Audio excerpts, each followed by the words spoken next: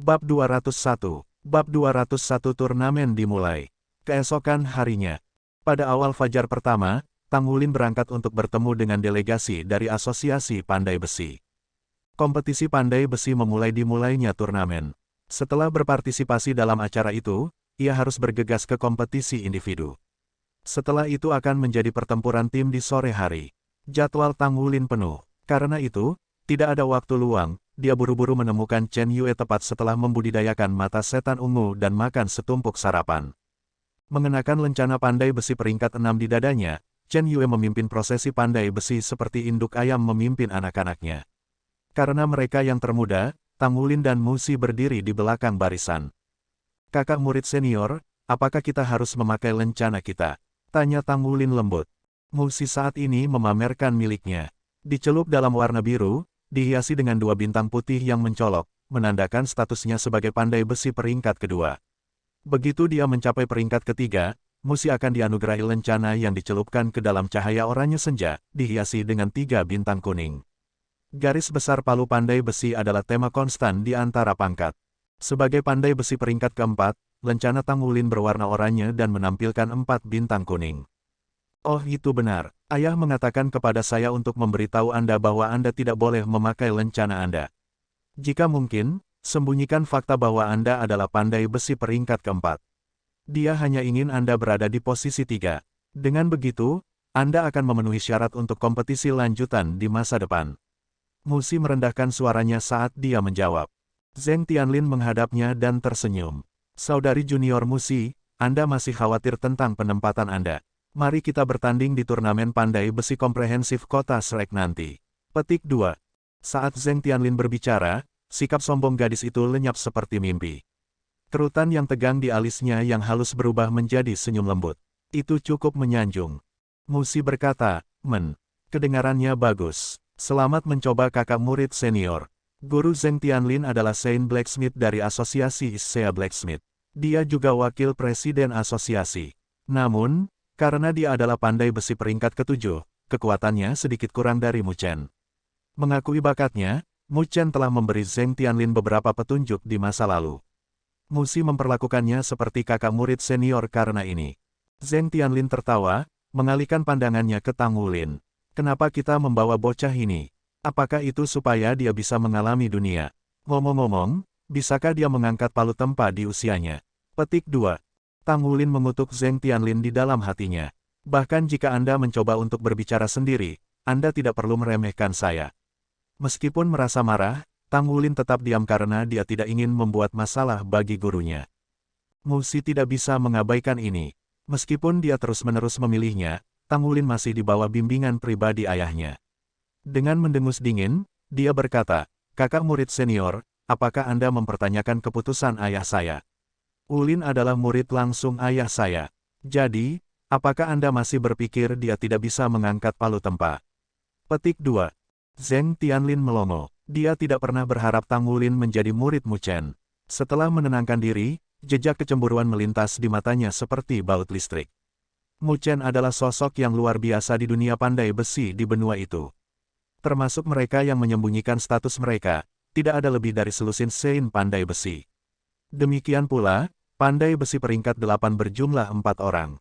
Dia tidak hanya mencium Musi karena dia menyukainya. Posisi luhur ayahnya juga diperhitungkan. Karena gurunya sendiri adalah Saint Blacksmith, mendapatkan bantuan Mu Chen akan sangat meningkatkan peluangnya untuk mencapai tingkat yang sama. Tidak masuk akal untuk percaya bahwa bocah 10 tahun itu sebenarnya adalah murid langsung Mu Chen. Ini adalah Mu Chen yang sama yang telah menolak untuk menerima siswa selama beberapa tahun. Dalam pikiran Zheng Tianlin, sosok legendaris ini hanya dimaksudkan untuk memelihara dan membimbing putrinya. "Tidak mungkin, Anda terlihat seperti anak kecil. Baiklah, saya akan menunggu kinerja Anda." Sudut-sudut mulut Zheng Tianlin melonjak menirukan senyum, tetapi matanya mengungkapkan permusuhannya. "Kenapa pria ini bertingkah seperti ini? Saya tidak ingat menyinggung dia dengan cara apapun." Tang Wulin bingung, tetapi segera dia mengerti bagaimana gurunya telah melindunginya. Tugas yang diterimanya datang dari saluran khusus. Persiapan semacam itu dibuat untuk melindunginya dari mata elang yang cemburu. Satu-satunya cara untuk menyelesaikan masalah ini adalah agar saya menjadi lebih kuat. Begitu saya cukup kuat, lalu apa yang saya pedulikan jika orang lain cemburu? Kompetisi pandai besi diadakan di gym kecil dekat Stadion Skycea. Tang Wulin bergetar seperti anak sapi yang baru lahir ketika dia memasuki daerah itu. Lebih dari 100 meja tempat dipasang sejauh mata memandang. Selain itu, mereka semua berasal dari generasi terbaru, memamerkan fitur-fitur yang lebih unggul dari yang biasanya dia gunakan. Pengalamannya sebelumnya dengan teknologi ini berasal dari tabel lanjutan dari asosiasi. Meskipun Skycea Alliance tidak memiliki individu yang kuat, Skycea Alliance masih memiliki pengaruh ekonomi yang luar biasa. Tidak banyak penonton di tribun. Bagi publik, pandai besi tidak menarik atau tidak penting. Orang lebih tertarik pada pertarungan master jiwa, kerajinan mesya, dan hal-hal menarik lainnya. Penempaan adalah urusan yang kering dan membosankan di mata masyarakat umum. Mengingat status Mu Chen, acara seperti itu terlalu kecil baginya untuk dihadiri. Namun, panggung dipenuhi dengan pandai besi yang tidak diakui Tang Wulin. Yang lebih menakjubkan adalah bahwa mereka semua pandai besi dari peringkat kelima dan lebih tinggi. Chen Yue sudah menjelaskan kepadanya bahwa babak pertama membutuhkan kecakapan dalam 100 perbaikan. Selama dia menempa seperti biasa, dia akan lulus. Tang Wulin tidak merasakan tekanan sama sekali karena dia sudah menjadi pandai besi peringkat keempat. Kompetisi divisi junior diadakan pertama kali sejak 100 penyulingan adalah proses yang singkat. Namun, ketika logam yang akan ditempa dikirim ke atas panggung, Tang Wulin terkejut. Itu adalah logam yang dia kenal dan yang digunakan dalam ujian pandai besi peringkat keempat. Logam itu berwarna biru kopertite. Di antara logam kadar yang tidak biasa, blue kopertite adalah salah satu yang paling sulit dipalsukan. Seperti yang diharapkan dari kompetisi divisi junior. Peserta divisi junior, perhatikan. Tujuan Anda adalah untuk memperbaiki 100 logam ini. Siapapun yang gagal melakukannya akan dihilangkan. Dari mereka yang berhasil, yang terbaik akan dipilih untuk melanjutkan ke babak berikutnya. Petik 2. Terlepas dari peristiwa tertentu, semua orang yang menghadiri turnamen Skycea Alliance memiliki mata mereka dikupas untuk kompetisi divisi dewasa, karena para pesaing adalah yang paling tangguh. Karena alasan ini, pengaturan untuk divisi junior sederhana dan adil. Memang, meminta pesaing untuk memperbaiki 100 kopertite biru akan menyingkirkan burung pipit dari elang. Karena mereka akan memilih krim tanaman, jumlah individu yang maju ke putaran kedua tidak akan besar. Saya bertanya-tanya berapa banyak orang yang akan berhasil ke babak selanjutnya. Tang Wulin melirik Musi yang posisinya berada di sebelahnya. Alis Musi berkerut, tapi auranya setenang sungai yang mengalir. Dia sudah agak sukses dalam Thousand Refinements, jadi 100 kopertite biru yang halus bukanlah tantangan baginya. Biarkan kompetisi dimulai. Setelah proklamasi dari panggung, semua pandai besi muda yang berpartisipasi mengambil palu mereka. Jika dia tidak terburu-buru, Tang Wulin akan menggunakan palu tungsten, tapi dia harus mendaftar untuk kompetisi individu segera setelah itu. Dia melepaskan palu peraknya yang berat sebagai gantinya. Dia dengan ringan mengetuk kopertite biru itu dengan palu kirinya, mengeluarkan 3 not. Serangan berikutnya mengikuti setelah itu, menghancurkan logam dengan kekuatan yang cukup besar. Suara keras terdengar di seluruh gym. Tanpa ragu, Tang Wulin adalah yang pertama memulai. Terletak di sebelahnya, Musi tidak khawatir. Dia akrab dengan kejutan aneh ini dan berharap dia memiliki pemahaman menyeluruh tentang kopertite biru. Namun, tembakan besar di panggung, tidak bisa membantu tetapi mengerutkan alis mereka, dahi berkerut seperti buah prem. Pria tua energik dan berambut putih mengerutkan kening. Anak-anak akan menjadi anak-anak. Tidakkah dia tahu bahwa dia perlu memahami kopertite biru sebelum memulai? Siapa gurunya? Petik 2. Betul, dari suaranya, dia seharusnya tidak kekurangan kekuatan namun dia sangat tidak sabar. Tapi saya kira itu sudah bisa diperkirakan mengingat usianya. Petik 2. Terlepas dari ketidaksetujuan mereka, mereka segera menyaksikan Tang Wulin bekerja keras. Begitu Tang Wulin mulai menempa, ia akan kehilangan pandangan dari seluruh dunia. Terperangkap dalam visi terowongan ini, dia akan mencurahkan seluruh fokusnya untuk keahliannya. Dia gagal menyadari bahwa tidak ada orang lain yang mulai menempa di sampingnya. Namun demikian, Tang Wulin sudah melepaskan hujan deras palu menyerang si biru kopertite. Ekspresi aneh menyelinap di wajah Musi. Orang ini, aku seharusnya tidak memilih tempat di sebelahnya. Setiap pandai besi memiliki ritme masing-masing. Mereka akan menderita gangguan dari luar.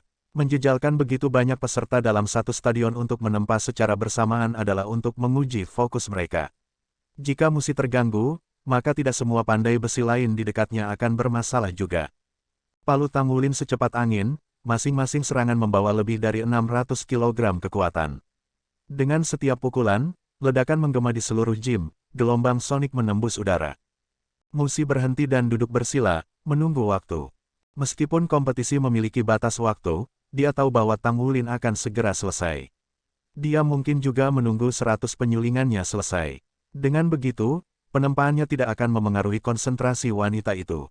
Musi mampu mempertahankan ketenangannya, tetapi hal yang sama tidak dapat dikatakan dari peserta junior lainnya. Beberapa memilih untuk menguatkan diri dan menempa pula. Ketidaksabaran semacam ini akan menjadi kejatuhan mereka. Pada akhirnya, pengaruh Tangulin terwujud sebagai cacat dalam penempaan mereka. Bab 202. Bab 202 bermutu tinggi. Sementara Blue Copper Tite bukan yang paling sulit dari logam, alasan utama itu sangat menjengkelkan untuk dibentuk adalah transformasi yang konstan. Akibatnya, Tangulin mengambil keuntungan dari kemampuan khusus palu peraknya yang berat, efek Stack Hammer. Dengan cara ini, dia hanya perlu 100 atau lebih pemogokan untuk menyelesaikan 100 pemurnian itu. Dia menyingkirkan palu dan mengangkat tangannya. Anggota staf yang bertugas mengawasi kompetisi berlarian, tersandung kedua kakinya sendiri. Anda selesai. Anggota staf mengambil plat nomor Tangulin. Ketidakpercayaan menutupi wajahnya ketika dia melihat ukuran koper Tite biru berkurang. Tangulin bertanya, bisakah saya pergi sekarang? Kamu bisa sejak selesai. Tapi apakah Anda yakin Anda sudah selesai memperbaikinya?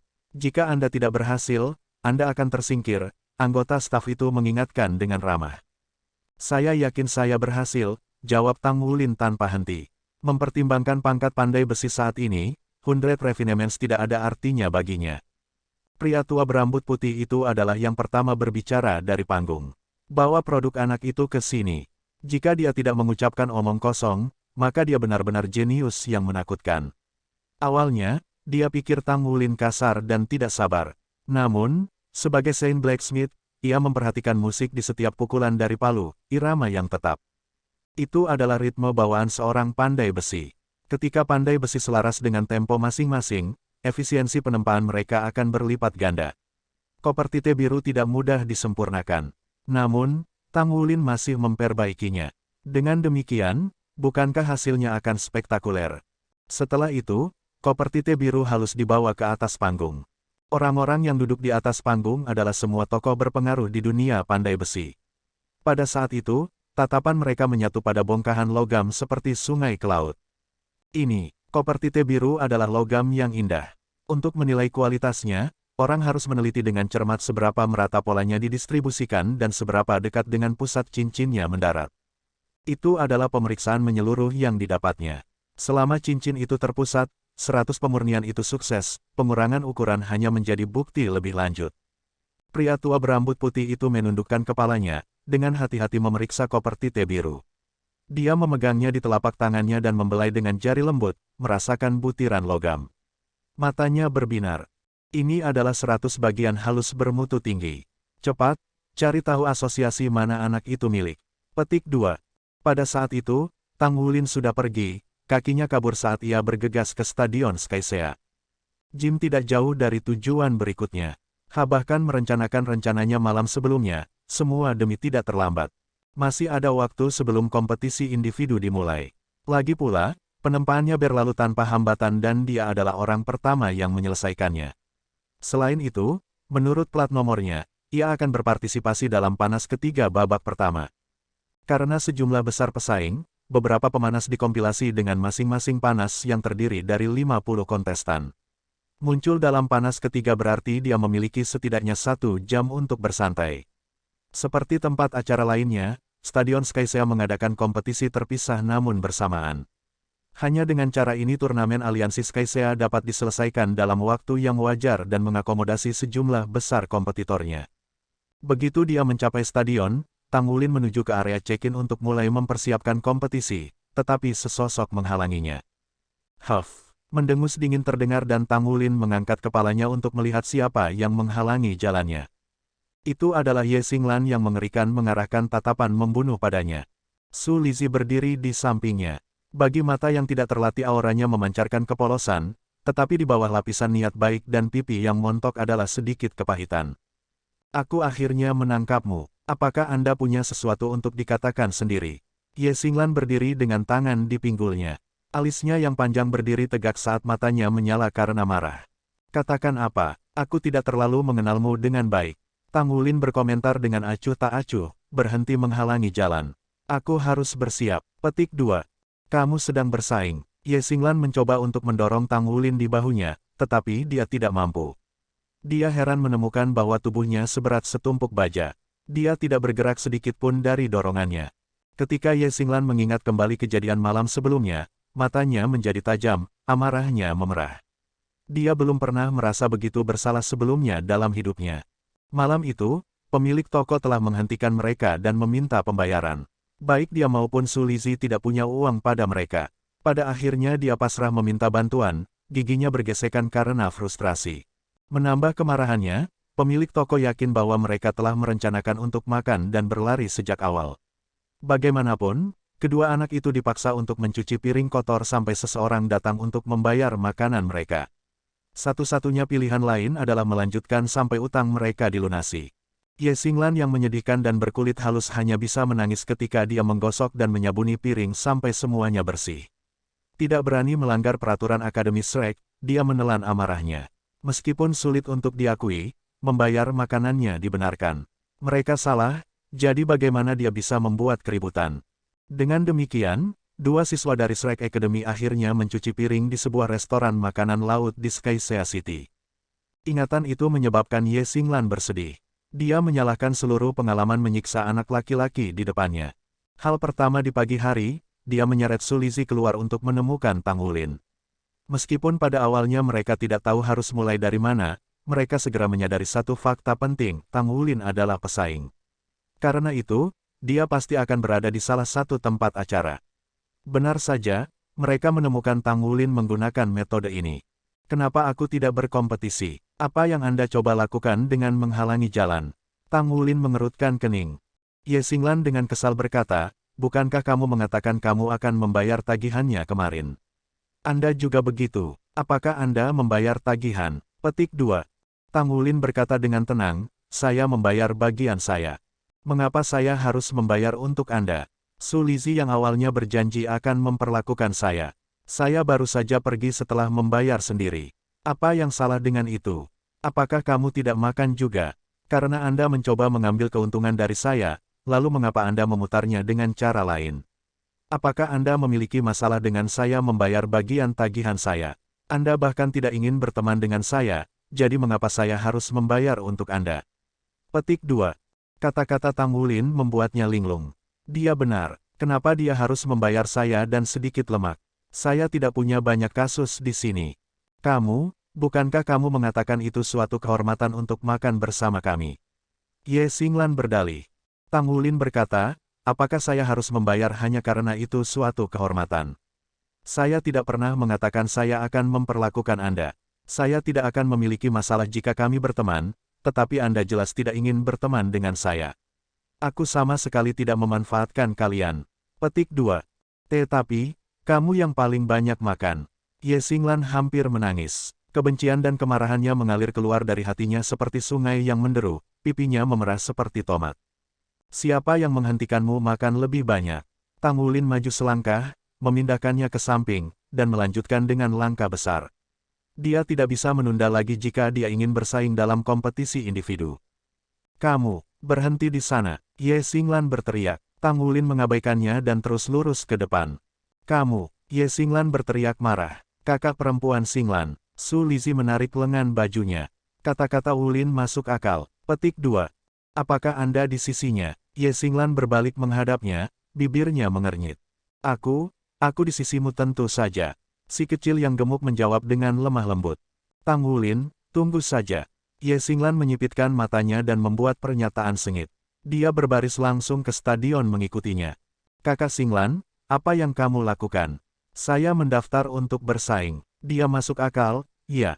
Lalu aku akan mengalahkan beberapa alasan nyata padanya di atas panggung. Petik 2. Tidak menyadari lawan kuat yang telah ia ciptakan, Tang Wulin check-in tepat waktu. Sekarang yang harus dia lakukan adalah menunggu, pertandingannya akan dimulai sekitar setengah jam lagi. Bab 203. Bab 203 Kemenangan Cepat. Ketika sampai pada Ye Xinglan, Tang Wulin percaya usahanya terhadapnya adil dan bertindak dengan percaya diri. Baginya, mengemukakan berapa banyak yang dia makan itu tidak masuk akal. Karena dia memandang rendah dia, mengapa dia harus membayarnya? Sejak awal, mereka ada di dua dunia yang berbeda, dua garis paralel tidak pernah dimaksudkan untuk disentuh. Lapangan acara penuh dengan aktivitas. Karena pesaing divisi junior dalam kompetisi individu paling banyak menggunakan 3 cincin jiwa, ruang yang disediakan tidak banyak. Setiap arena memiliki diameter sekitar 30 meter. Diatur berdampingan satu sama lain, cincin pertempuran memamerkan duel mempesona antara semua jenis jiwa bela diri dan keterampilan jiwa. Tang Wulin menyaksikan pertempuran dengan mata elang, memahami bahwa setiap peserta adalah lawan potensial. Dia memiliki satu cincin jiwa, dia harus memahami setiap keuntungan yang mungkin untuk menang. Tidak lama kemudian, panas ketiga dimulai. Tang Wulin melirik pelat nomornya. Menurut undian yang diambil kemarin, penampilan pertamanya akan berada di panas ketiga di arena 16. Sebuah penghalang jiwa membungkus arena melingkar sehingga penonton tidak akan dirugikan oleh serangan menyimpang. Meskipun ini adalah pertama kalinya dia berpartisipasi dalam kompetisi semacam ini, Tang Wulin tidak membawa sedikit pun kecemasan pada keberadaannya.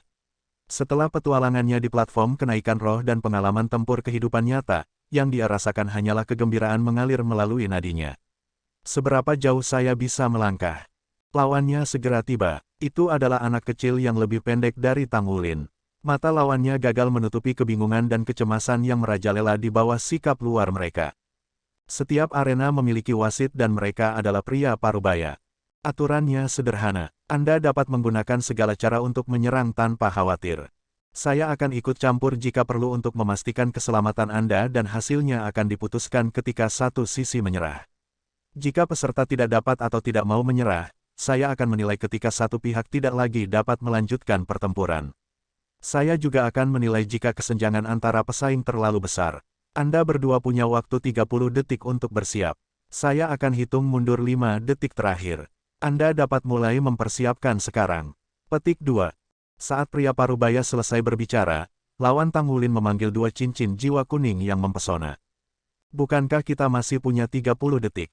Tang Wulin bingung oleh tindakan lawannya sejak melepaskan jiwa bela diri seseorang mengkonsumsi kekuatan jiwa. Apakah dia mencoba memamerkan jiwa bela dirinya? Jiwa bela diri lawannya adalah tongkat perak yang panjang. Seekor naga hitam melilit panjangnya. Itu adalah Coiling Dragon Staff, jiwa bela diri yang mengesankan. Itu memiliki naga dalam namanya, jadi mungkin. Jantung Tang Wulin memukau pikiran itu, menyingkirkan sisa-sisa ketakutan terakhirnya terhadap lawannya yang bercincin 2. Lawannya tampaknya telah menyadari kesalahannya dan dengan cepat mengingat kembali jiwa bela dirinya. Dia balas menatap Tang Wulin.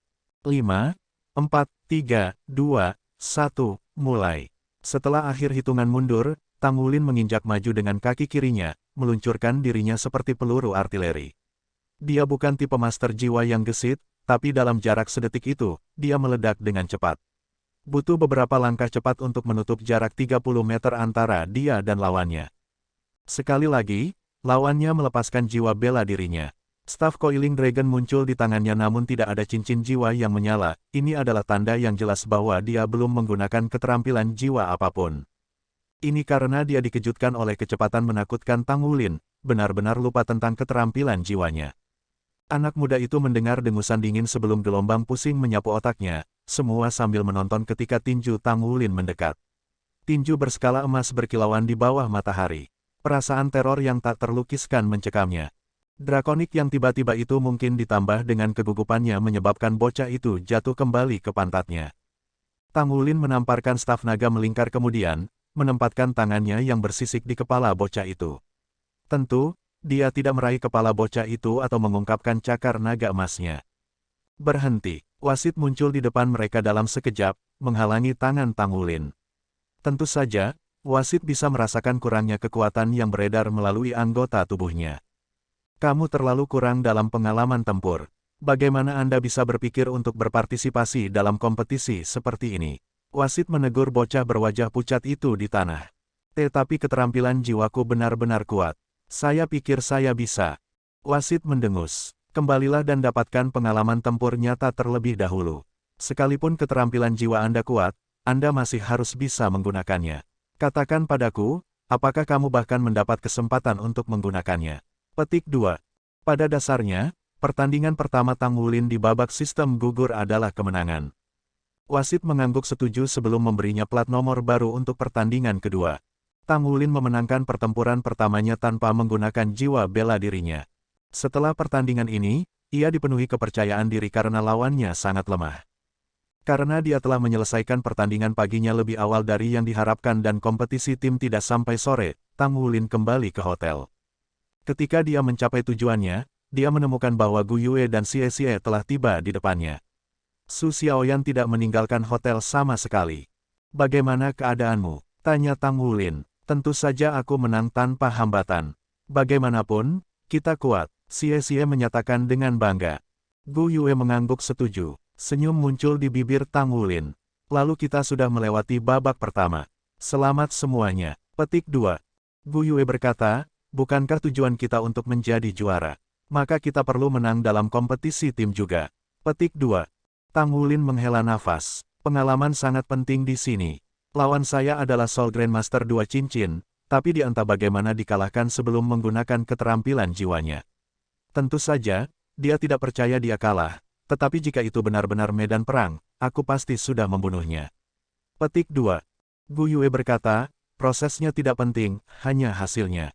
Kekuatan selalu merupakan kombinasi dari banyak hal, dengan kekuatan jiwa dan keterampilan jiwa menjadi bagian darinya. Bahkan seorang guru jiwa yang kuat bisa terbunuh oleh serangan belati anak-anak jika mereka lengah. Oleh karena itu, pengalaman tempur yang sebenarnya sangat penting karena mengasah waktu reaksi dan kewaspadaan seseorang."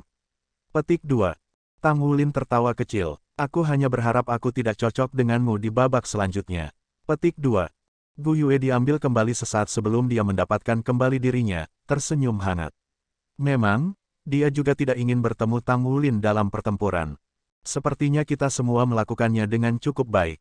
Jadi bos, apa rencananya untuk sore ini?" Xie Xie bertanya pada Tang Wulin. Tang Wulin menjawab, "Lawan kita seharusnya tidak sekuat itu, jadi kita bisa bertarung seperti biasa. Kami tidak perlu khawatir tentang kekuatan kami di babak pertama, kita harus bisa menang tanpa keringat." Petik 2. MN. 3 lainnya mengangguk setuju. Long Hengsu memimpin kelompok Tang Wulin ke lapangan kompetisi tim, karena Wu Zhangkong tidak ada di tempat lain. "Apakah kamu anak nakal siap?"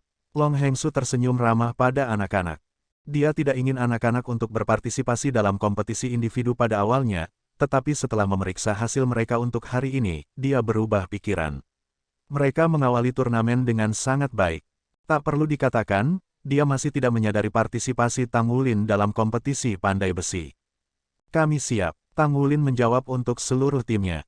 Long Hengsu mengangguk dengan persetujuan. "Aku akan mengawasimu semua kalau begitu. Saya tidak tahu apakah Guru Wu mengatakan ini kepada Anda, tetapi karena sumber daya yang tinggi diinvestasikan ke dalam kelas sekecil itu, turnamen ini digunakan untuk menguji keberhasilan kelas Anda. Jadi Anda harus membidik hasil terbaik. Jika Anda bisa mendapatkan peringkat yang bagus, maka di masa depan, Akademi mungkin menginvestasikan lebih banyak sumber daya ke dalam kelas Anda. Terutama kamu, Tang Wulin. Saya yakin Anda sadar bahwa Anda telah menghabiskan semua dana Akademi. Jadi, semoga beruntung, anak-anak." Petik 2. Tang Wulin mengangguk. "Kami pasti akan melakukan yang terbaik." Petik 2. Wu Zhangkong tidak berbicara kepada mereka tentang masalah ini, tetapi ketika Tang Wulin mendengar kata-kata direktur, hatinya bergetar. "Guru Wu telah menanggung semua tekanan ini demi kita. Apa cara terbaik untuk membalasnya? Tentu saja ini kemenangan. Ruang yang disediakan untuk kompetisi tim jauh lebih megah daripada kompetisi individu. Arena untuk pertarungan 3 lawan 3 tim masing-masing berdiameter 50 meter. Lawan mereka kali ini berasal dari kota kecil bernama Safari City, yang berada satu tingkat di bawah Skysia City. Itu sekitar tingkat yang sama dengan kota Glorybound, tetapi ekonomi Former bernasib jauh lebih baik dan berhasil mempertahankan akademi menengah. Namun, kompetisi tim 3 lawan 3 tidak sepopuler itu. Itu karena akademi yang kuat semua akan mengirim tim 7 orang untuk bersaing. Hanya akademi yang kekurangan orang atau sudah memiliki tim 7 orang utama yang akan memiliki tim 3 orang. Ini adalah fakta lain yang Wu Zhangkong lalai memberitahu mereka, yang mereka pelajari dari Long Hengsu. Menang terlepas dari lawan, itulah filosofi Wu Zhangkong. Setelah mengamati beberapa pertandingan, Tang Wulin dan yang lainnya sampai pada kesimpulan bahwa mereka tidak memiliki kompetisi serius dalam acara tim 3 orang di divisi junior. Tidak ada catatan yang terjadi saat mereka menonton. "Bos, mengapa pertandingan ini membuat saya sangat mengantuk?" kata Xie tak berdaya. Tang Wulin berkata, "Itu karena kita belum melihat orang yang kuat. Tapi jangan ceroboh, kami hanya mengamati satu bagian dari stadion. Ayo rencanakan strategi kita sekarang." Bab 204. Bab 204 Tunggu dan lihat. Ketika Tang Wulin menyaksikan pertandingan berlangsung, ia merumuskan sebuah rencana. Setengah jam kemudian, mereka dipanggil untuk pertandingan mereka. Tang Wulin memimpin, diikuti oleh Xie dan Su Xiaoyan. Memang, Gu Yue tidak berpartisipasi. Setelah meneliti pertempuran sebelumnya, Tang Wulin percaya diri dan melihat tidak perlu mengungkapkan Gu Yue. Belum lagi, oposisi mereka berasal dari akademi menengah kota kecil. Dalam kata-kata Wu Zhangkong sendiri, tujuan tunggal mereka adalah menjadi juara. Tang Wulin memahami filosofi gurunya dan karena itu, terlepas dari kekuatan lawan mereka, tujuan utama mereka tidak akan berubah. Diperlukan strategi yang licik untuk tujuan semacam itu. Karena Gu Yue tanpa ragu adalah siswa terkuat kelas 0, yang terbaik adalah melestarikan kekuatannya untuk pertandingan di masa depan. Meskipun Su Xiaoyan tidak kuat di siang hari, kesadaran dan koordinasi timnya sangat baik. Ketika momen penting tiba, dia akan menjadi orang yang memanfaatkannya. Xie menggambarkannya sebagai wanita muda yang cantik dan bercahaya, tetapi dalam kenyataannya dia adalah seorang semer kecil berwajah dua. Mata Su Xiaoyan berbinar pada kesempatan tak terduga untuk muncul di pertandingan pertama. Ketika dia mendengar tentang kemenangan orang lain dalam kompetisi individu, dia merasa iri. Namun, dia mengerti bahwa kemampuannya tidak cocok untuk skenario 1 lawan 1, bodoh mengikuti tren. Meskipun putaran pertama kompetisi tim dijadwalkan hari ini, bagaimana mungkin Su Xiaoyan membayangkan bahwa dia akan berpartisipasi? Bertentangan dengan keyakinannya, Tang Wulin menukar dia. Begitu kelompok Tang Wulin tiba di panggung, lawan mereka segera muncul, 3 remaja berusia sekitar 14 hingga 15 tahun. Ketika para remaja dari Akademi Saafare ini melihat wajah-wajah muda oposisi mereka, kegembiraan menyapu mereka seperti hujan musim panas. Seperti dugaan Tang Wulin, Saafare Academy biasa-biasa saja dan memfokuskan semua sumber daya mereka pada tim perwakilan mereka. Ketika mereka menganggap diri mereka sebagai tikus di dunia manusia, mereka bertemu dengan sekelompok anak nakal. Bagaimana mungkin mereka tidak merasa seolah-olah Lady Luke tersenyum pada mereka? Bukankah anak-anak ini hanya sekitar 11 atau 12? Itu adalah kesenjangan besar dalam usia. Kultivasi mereka harus lemah kalau begitu. Dalam sekejap, wajah mereka bersinar. Wasit naik ke atas panggung. Kamu punya waktu 30 detik untuk bersiap. Hitung mundur akan dimulai pada 5 detik. Aturan menyatakan bahwa kamu tidak bisa dengan sengaja melumpuhkan lawanmu dan kamu harus segera menghentikan pertempuran jika aku memesannya. Nada suaranya monoton setelah mengulangi hal yang sama untuk pertempuran yang tak terhitung jumlahnya. Namaku Moka dan ini adalah rekan satu timku, Yusi dan Duanmu Lian. Kalian anak-anak dari Akademi Issea. Mereka juga telah memeriksa pertarungan. Anak-anak, Tang Wulin tersenyum rendah hati. Ya, para senior, kita siswa kelas 1 dari Issea Academy. Mohon beritahu kami. Reaksi awal Xie adalah meledak dalam kemarahan, tetapi terhenti ketika dia melihat sinyal tangan Tang Wulin melintas di belakang punggungnya. Xie memahami niat rekan satu timnya dan menurunkan kepalanya dengan cepat untuk menyembunyikan wajahnya. Su Xiaoyan memasang ekspresi aneh. Orang ini, bukankah dia biasanya seorang kapten yang jujur dan berbudi luhur? 5, 4, 3, 2, 1, mulai. Dengan deklarasi itu, pertarungan tim resmi pertama kelas 0 dimulai. Tang Wulin mengambil inisiatif untuk maju. Seperti dalam pertandingan pribadinya, dia tidak repot-repot melepaskan jiwanya. Melakukan hal itu akan membutuhkan biaya kedua yang berharga di tingkat kultivasinya. Setiap detik penting dan semua tindakannya dilakukan demi efisiensi. Meskipun dia tidak bisa membandingkan dengan Xie dalam kecepatan, dia tidak kalah dengan kekuatan ledakan. Dengan langkah kakinya yang sederhana, ledakan terdengar. Xie beraksi setelah Tang Wulin, semua sesuai dengan rencana mereka. Keduanya maju bersama, Tang Wulin di depan dan Xie bersembunyi di balik seperti bayangan. Mengikuti tindakan rekan-rekan setimnya, Su Xiaoyan menangkap cahaya yang menyatu dengan tongkat esnya, sebuah cincin jiwa muncul di bawahnya. Lawan mereka terkejut dengan melihat keduanya menyerang ke arah mereka, tanpa melepaskan jiwa bela diri atau cincin jiwa mereka. Selanjutnya, Su Xiaoyan mengacungkan satu cincin. Apa yang kedua anak ini lakukan bahkan tidak memanggil cincin jiwa mereka. Tiga remaja melepaskan jiwa bela diri mereka. Ketiganya memiliki sepasang cincin kuning. Ini diharapkan dari perwakilan sebuah akademi. Pada saat itu, cincin jiwa ungu bersinar memasuki pandangan mereka, tentakel anggur biru berkerumun di sekitar mereka. Perwakilan Saafara Academy tidak bisa bereaksi pada waktunya. Sebelum mereka dapat mengaktifkan keterampilan jiwa mereka, tanaman merambat biru sudah menyerang wajah mereka. Mereka semua diikat, perlawanan mereka tidak membuahkan hasil. Berhentilah menolak. Xie memukul kepala mereka dengan Light Dragon Dagger-nya. Su Xiaoyan berdiri di belakang dengan tongkat es siap, tetapi belum menggunakan keterampilan jiwa.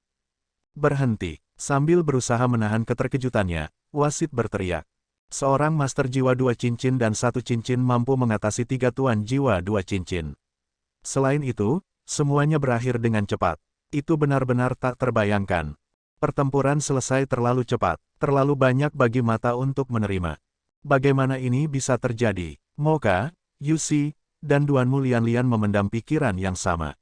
Mereka bahkan tidak memiliki kesempatan untuk menggunakan keterampilan jiwa mereka. Ini pengalaman tempur. Kata-kata ini terlintas di benak Tang Wulin. Dibandingkan dengan dia, lawan-lawannya terlalu kurang dalam hal itu. Dia merasakan kekurangan ini di antara pesaing dari kompetisi individu. Bahkan sekarang di kompetisi tim, dia merasakan hal yang sama. Apakah mereka tidak memiliki pelatihan tempur? Sebenarnya, tuduhannya salah. Semua akademi master jiwa memiliki pelatihan tempur. Namun, tingkat pelatihan tempur mereka tidak dapat dibandingkan dengan kelas 0. Standar kelas 0 beringsut di perbatasan masokisme dan siswanya jenius yang dipilih dengan cermat oleh akademi. Bimbingan pribadi Wu Zhangkong juga merupakan kontribusi penting. Ketika dia berasal dari Akademi Shrek, metode pengajaran Wu Zhangkong berasal dari tempat yang sama. Karena siswa kelas 0 telah berkultivasi atau bertarung di platform kenaikan roh, mereka terkejut menemukan betapa kekurangan teman-teman mereka. Kapten, aku tidak pernah tahu kamu begitu bermuka dua.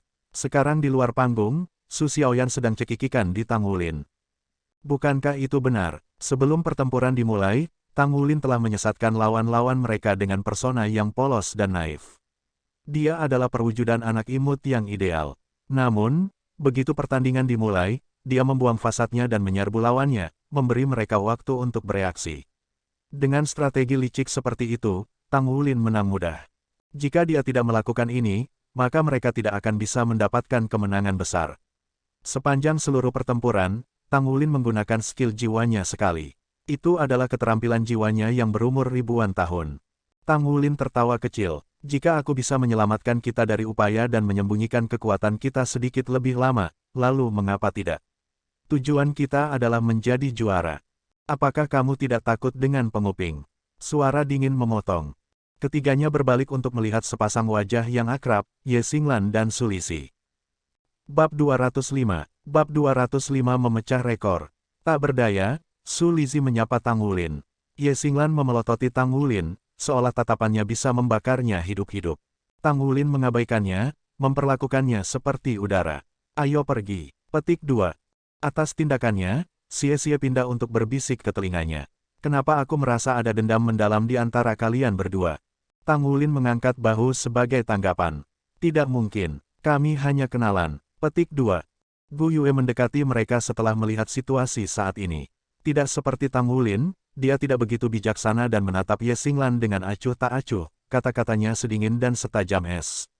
Tunggu dan lihat saja. Petik 2. Mendengus menghina meninggalkan mulut Ye Xinglan. Kami juga terdaftar, biarkan saya melihat apa yang harus Anda tunjukkan. Petik 2. Mereka juga mendaftar, tapi bukankah mereka dari Akademi Shrek?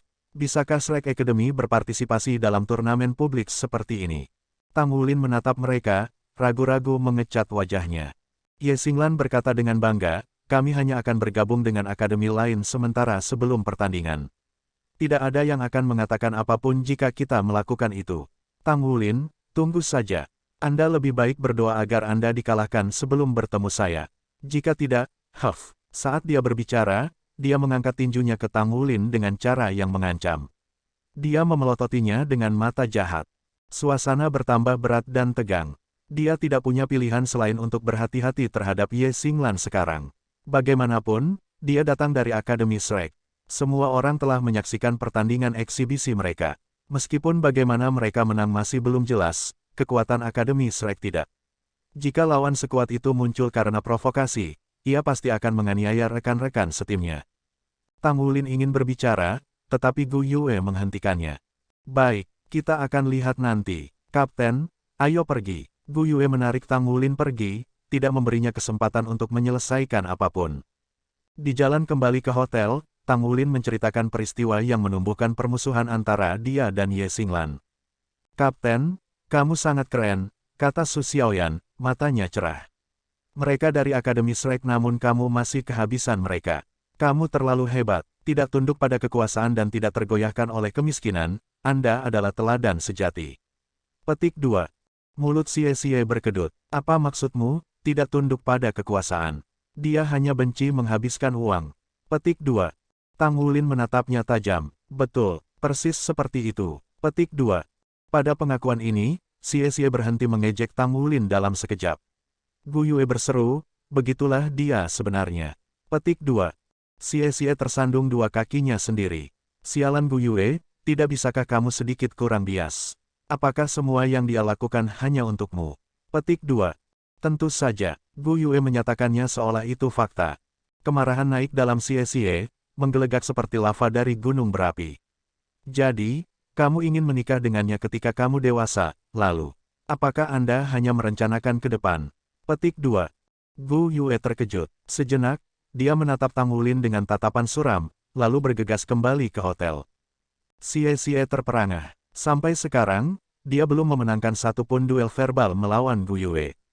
Sekarang setelah dia keluar sebagai pemenang, kegelisahan merayapi hatinya ketika dia menyaksikan Gu Yue pergi. Apakah saya mengatakan sesuatu yang salah? Ada apa dengannya? Xie bertanya dengan bingung. Tang Wulin berkata dengan sedih, jangan bicara terlalu banyak omong kosong. Apa yang Anda mengerti tentang pernikahan pada usia Anda? Petik 2. Selama sisa perjalanan kembali, Gu Yue tidak mengucapkan sepatah kata pun, memimpin mereka dari kejauhan.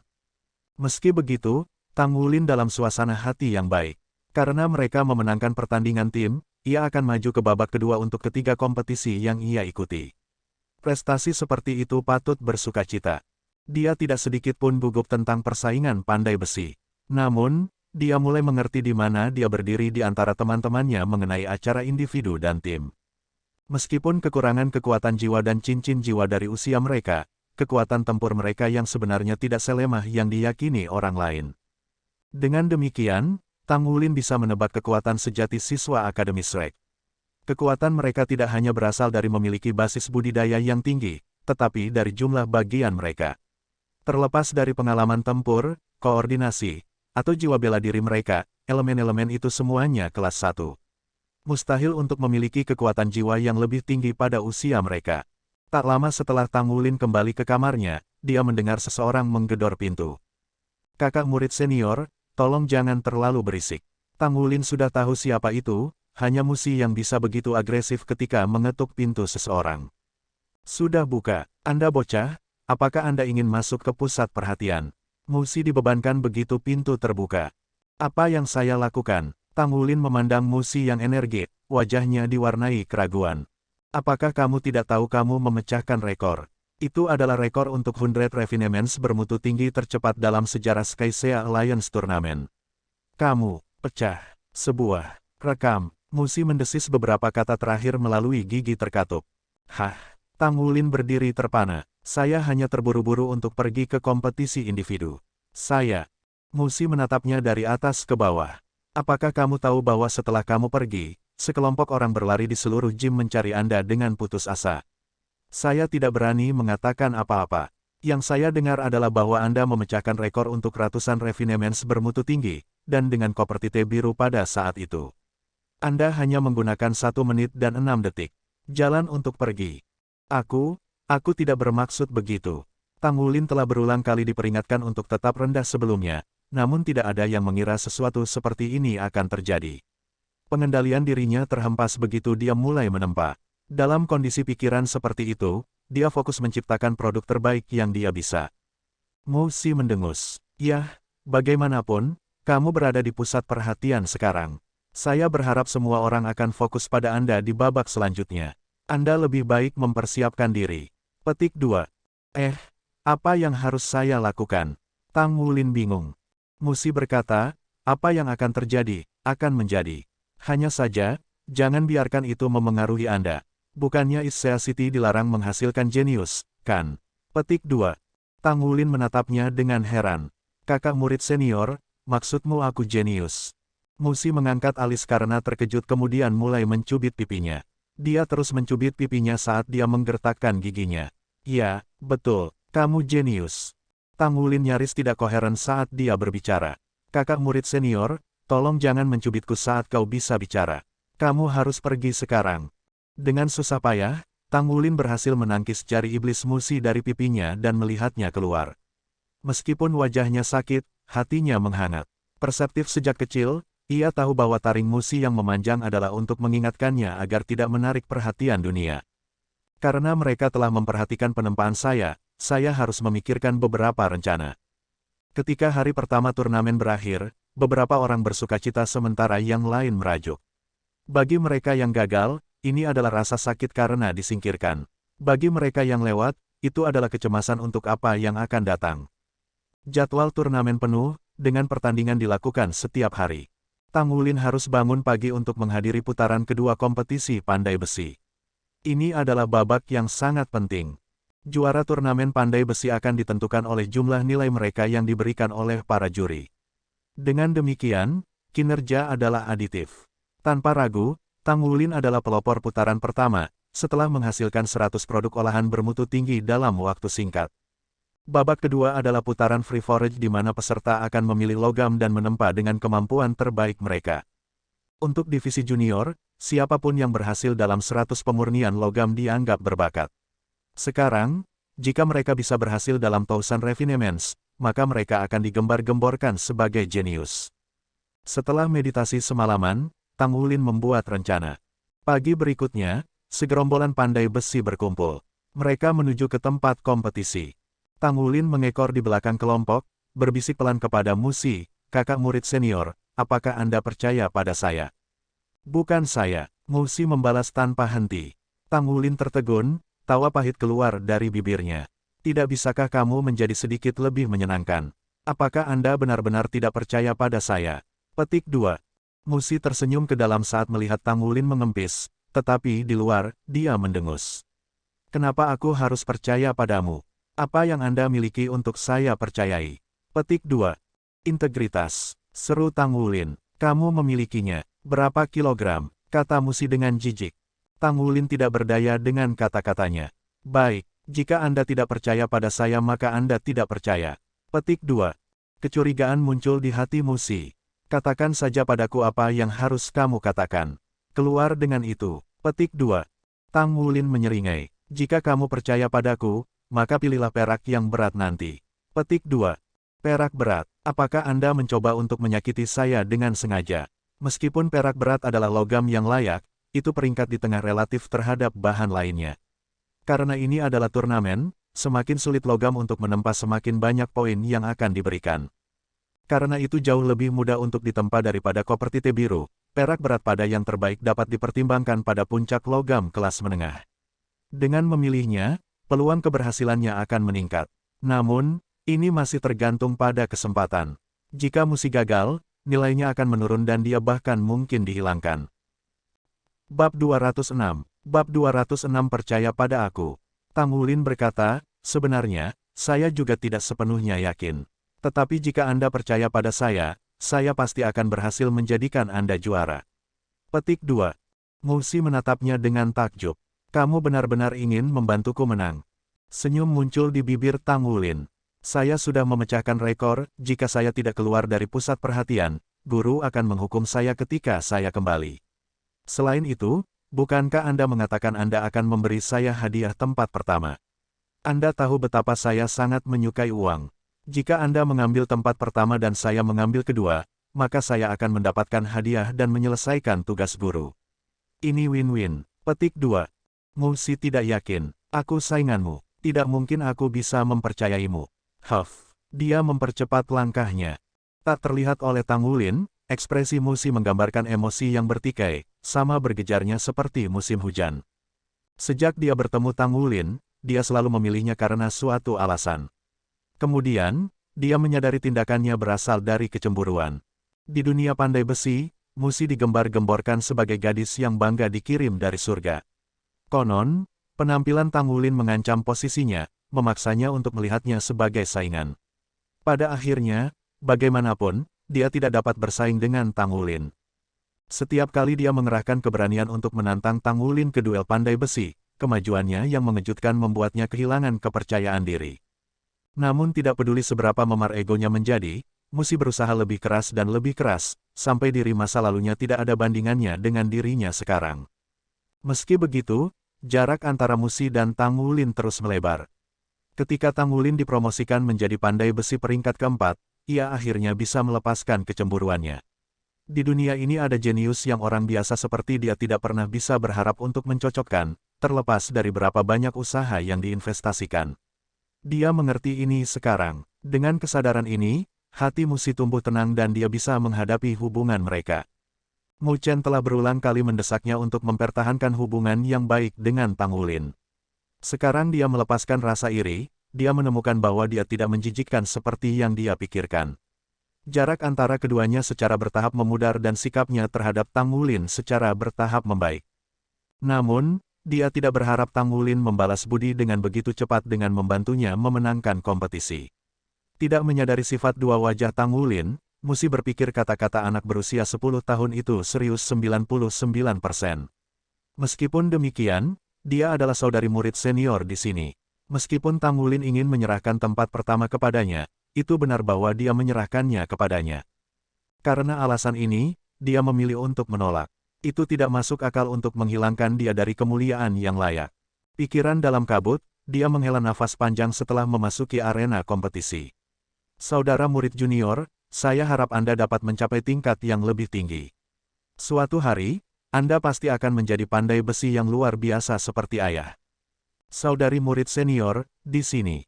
Petik 2. Suara Tang Wulin menghentikan pikirannya yang tertekan.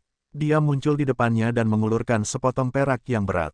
Kamu, Musi menatapnya, tercengang. Tang Wulin berkata dengan serius, saudari murid senior, tolong percayalah pada saya. Jika Anda mengakui saya sebagai saudara murid junior Anda, maka percayalah. Petik 2. Bagaimana bisa Musi tidak percaya padanya sekarang? Wulin, aku. Tang Wulin melangkah maju, memeluknya. Saudari murid senior, percayalah pada saya. Meskipun berdiri setengah kepala lebih pendek darinya dan memegang sepotong logam di tangannya, Tang Wulin menenangkannya dan melenyapkan keraguannya dengan pelukannya. Dia melepaskannya sesaat kemudian, mengambil imot logam. Sementara itu, Zheng Tianlin menatap Tang Wulin dari kejauhan. Ekspresinya yang terpana menjadi gelap. Meski tidak di divisi yang sama, mereka tetap memasuki arena kompetisi bersama. Bocah cilik itu memeluk Musi. Dan dia tidak melawan sama sekali. Apa hubungan mereka? Kecemburuan menusuk hatinya. Tang Wulin segera kembali dengan keping perak yang hampir identik. Dia tersenyum pada Musi, memamerkan kulit putihnya mutiara, sebelum menuju ke meja tempat. Musi tidak punya pilihan selain mengikutinya. Kecemasannya sebelumnya sekarang digantikan dengan ketenangan dan keingintahuan. Untuk apa Tang Wulin? Mengapa dia mengatakan kepada saya untuk mengambil perak yang berat? Dan mengapa dia memilihnya juga? Tang Wulin menempatkan perak yang berat ke atas meja tempat, sebelum mengalsinasi itu. Ini adalah proses persiapan dasar yang diperlukan. Tidak semua orang memilih logam dengan kualitas terbaik. Semakin tinggi tingkat logam, semakin sulit untuk menempa, sehingga memberikan lebih banyak poin dalam keberhasilannya. Hal ini mendorong pesaing untuk menyeimbangkan kesulitan logam dengan kemampuan mereka dalam memperbaikinya. Oleh karena itu, tidak ada yang terlalu memikirkan Tang Wulin dan Musi memetik perak. Musi menggemakan tindakan Tang Wulin dan mulai mengalsinasi perak yang berat itu. Sesaat kemudian, dia berbisik kepada Tang Wulin, jadi, apa rencanamu, Wulin? Respons berbisik Tang Wulin nyaris tidak terdengar. Saudari murid senior, ketika kompetisi dimulai, ikuti saja ritme saya. Kami akan menempa bersama. Perak berat adalah logam kelas menengah yang paling stabil dan terkuat. Kami akan menempa sinkronisasi dan Anda bisa mengikuti, memahaminya saat Anda pergi. Selama Anda mengikuti ritme saya, seharusnya tidak ada masalah. Petik 2. Musi tidak mengerti sepenuhnya apa yang dia maksud dengan mengikuti dia. Putaran kedua kompetisi pandai besi Skysia Alliance Turnamen akan segera dimulai. Silakan selesaikan persiapan Anda, pesaing. Hanya 30% dari peserta awal yang tersisa. Saya harap Anda semua menghargai kesempatan ini dan menunjukkan semua kemampuan menempa Anda, kata pejabat yang bertanggung jawab atas kompetisi ini. Melewati babak pertama akan menjamin masuknya ke putaran kedua dan ketiga. Peringkat akhir akan ditentukan oleh jumlah dari skor-skor itu. Dengan penuh perhatian, para peserta menatap meja tempa mereka. Dasar keterampilan setiap pandai besi adalah fokus yang tak henti-hentinya. Mereka yang telah melewati babak pertama menunjukkan tingkat yang memuaskan dari ini. Tidak terkecuali Tang Wulin, konsentrasinya tidak dapat dipatahkan dan dia menempa seolah-olah dia berada di dunianya sendiri. Ketika Musi memperhatikannya, dia merasa bahwa pernapasan dan kondisi mental Tang Wulin ada dalam irama sendiri, seperti detak jantung seseorang. Seolah seluruh tubuhnya dilebur dengan meja tempa, mengaburkan garis di antara keduanya. Benar saja, tidak ada cara seseorang mengakui ayah sebagai jenius adalah orang biasa. Musi berseru dalam pikirannya. Dia bisa merasakan bakat semata-mata Tang Wulin untuk menempa, menabraknya seperti gelombang pasang. Sumber bakatnya bukanlah sesuatu yang sederhana seperti memiliki kekuatan surgawi bawaan. 10, 9, 8. Hitungan mundur dimulai. 3, 2, 1, mulai. Dalam satu sapuan penuh, potongan merah kirmizi dari logam naik ke permukaan semua meja tempa pandai besi, menandakan dimulainya babak kedua. Di atas panggung, banyak pejabat menyapu pandangan mereka ke berbagai meja. Pada saat yang sama, pria tua berambut putih di pusat itu memilih Tang Wulin dari kerumunan. Apakah itu bocah dari kemarin? Pria tua itu menunjuk ke Tang Wulin. Bab 207. Bab 207 ikuti ritme saya. Ya, hasil penyelidikan kami memverifikasi bahwa dia berasal dari Asosiasi Pandai Besi Kota Issea. Gadis di sebelahnya adalah Putri Mu Chen, yang dipuji sebagai salah satu pandai besi terhebat generasi ini. Siapa yang akan mengira bahwa mereka telah mengangkat seorang jenius yang lebih besar dan lebih muda? Tampaknya Asosiasi Pandai Besi Issea benar-benar beruntung beberapa tahun terakhir ini. Seorang pria parubaya berseru di samping pria tua itu. Pria tua berambut putih itu mengangguk. Aku ingin melihat apakah bocah ini dapat mengejutkan kita lagi hari ini. Selidiki lebih dalam padanya, tentukan keadaan keluarganya dan latar belakangnya. Penatua Duan, apa niatmu? Pria parubaya itu bertanya dengan heran. Pria tua itu tersenyum licik. Meskipun sebagian besar jenius berasal dari Asosiasi Skysia Blacksmith kami, mereka tidak dapat dibandingkan dengan orang-orang dari Issea. Sangat penting untuk terus memikirkan cara-cara untuk memperbaiki situasi kita sejak semakin muda pandai besi, semakin halus mereka, juga menjadi kesempatan bagi kami. Petik 2.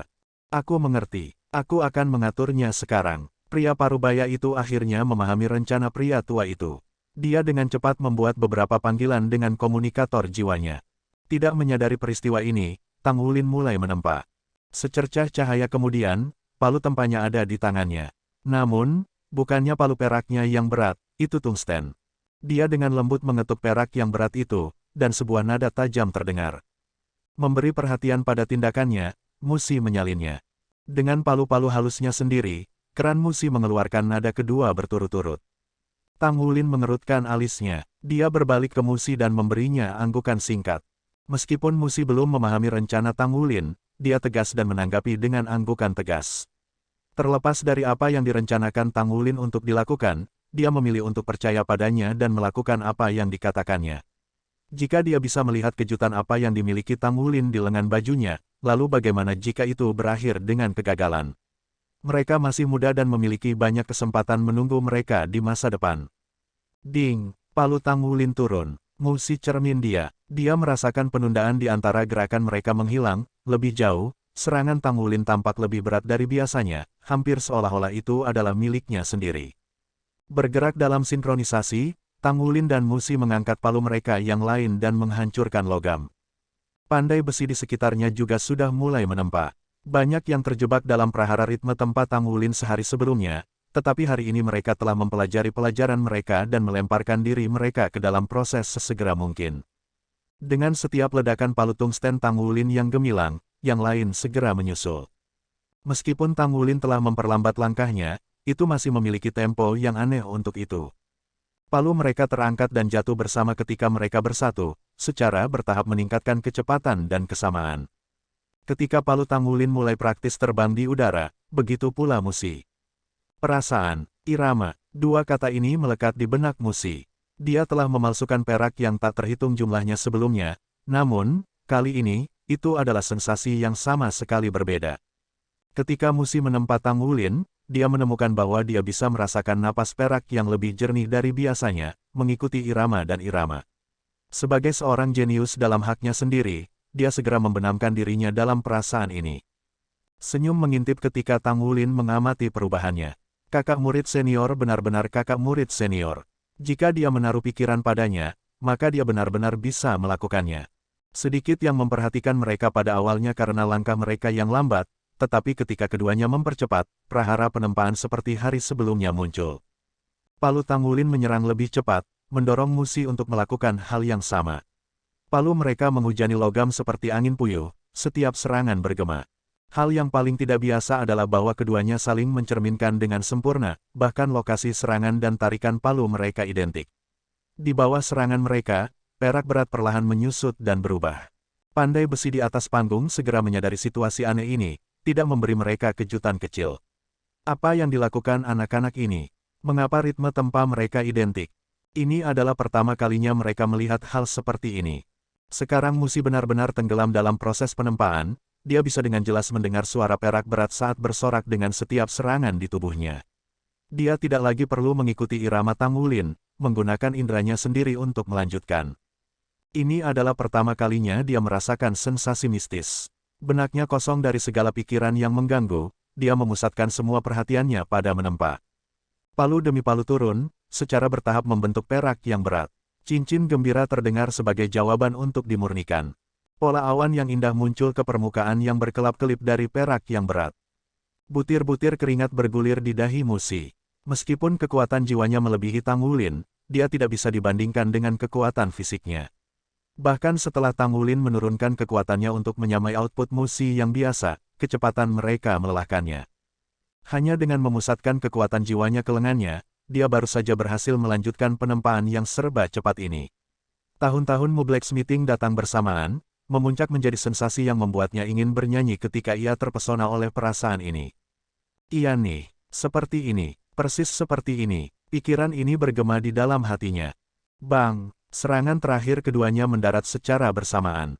Dua sinar cahaya ditembakkan ke udara dari perak yang berat, meskipun cahaya itu bertahan tidak lebih dari sesaat. Itu jelas telah dilihat oleh semua orang di atas panggung. Apa? Cahaya keluar, pria tua itu tanpa sadar berteriak. Tanpa kecuali, semua pandai besi dari Skysia Alliance melongo melihat keduanya. Chen Yue juga di atas panggung, tetapi di ujung lainnya. Dia telah memperhatikan keduanya sejak awal kompetisi. Bahkan dengan pemahaman sebelumnya tentang keduanya, ia terperangah oleh irama mereka yang disinkronkan. Apa yang kedua bocah itu lakukan? Mengapa Tang Wulin tidak menggunakan palu peraknya yang berat? Apa yang sedang dia lakukan? Namun, semua keraguannya hilang ketika dia melihat seberkas cahaya. Chen Yue menyadari kemampuan Tang Wulin untuk 1000 memperbaiki logam kelas 2, tapi tanpa diduga Musi telah menyelesaikannya juga.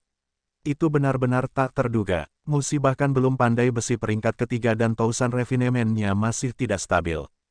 Bahkan jika itu adalah lampu paling redup yang berasal dari 1000 logam halus, itu masih menandakan bahwa sejak saat itu, Musi adalah pandai besi peringkat ketiga. Mencapai peringkat ketiga pada usia muda 14 tahun bukanlah masalah kecil.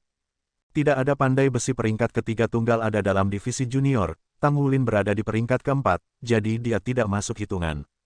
Lelaki tua itu terbangun dari kebodohannya oleh suara tegukan. Dia melangkah maju dan melompat turun dari panggung dengan gerakan gesit tidak seperti pria tua.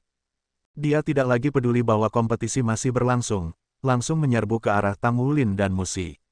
Lingkaran biru muda berkilauan di sekitar logam perak ketika Tang Wulin menyingkirkan palu tungstennya. Polanya menyebar secara merata di seluruh permukaan perak yang tebal, menutupi setiap inci. Dia menyipitkan matanya saat dia merenungkan prosesnya. Musi menyandarkan dirinya di meja tempa dengan tangannya. Perasaan itu tadi, perasaan itu. Matanya berkilau seperti bintang saat dia terus menciptakan perasaan itu dalam benaknya. Dia tahu dia telah mencapai peringkat berikutnya. Itu adalah pertama kalinya dia bisa merasakan keinginan logam. Ketika dia mengukir pengalaman ini ke dalam hatinya, dia memiliki apresiasi yang baru ditemukan untuk semua yang terjadi sebelumnya. Jangan pergi. Tepat ketika orang tua itu hendak mencapai keduanya, Chen Yue menghentikannya. Mereka memahami hal-hal sekarang. Kita tidak boleh mengganggu mereka, kata Chen Yue dengan suara rendah. Orang tua itu, serta pandai besi lainnya yang mengikuti, semua berhenti di tempat. Karena mereka semua setidaknya peringkat kelima, mereka mengerti betapa pentingnya waktu pemahaman bagi pandai besi. Bab 208. Bab 208 Pemahaman dan Kemajuan Musi. Dari tempat mereka berdiri, mereka dapat dengan jelas melihat dua keping 1000 perak yang sangat halus di atas meja.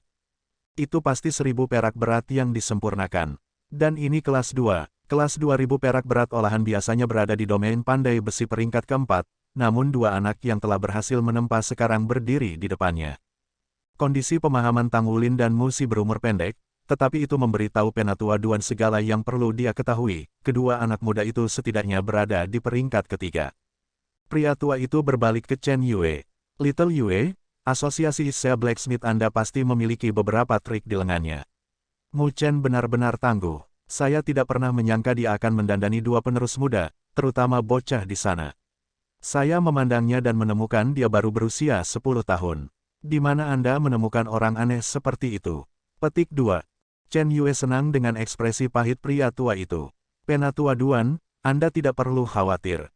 Kami hanya beruntung. Anda harus tahu bahwa Musi telah menjanjikan sejak dia masih kecil, tetapi Wulin adalah satu-satunya murid langsung presiden kita.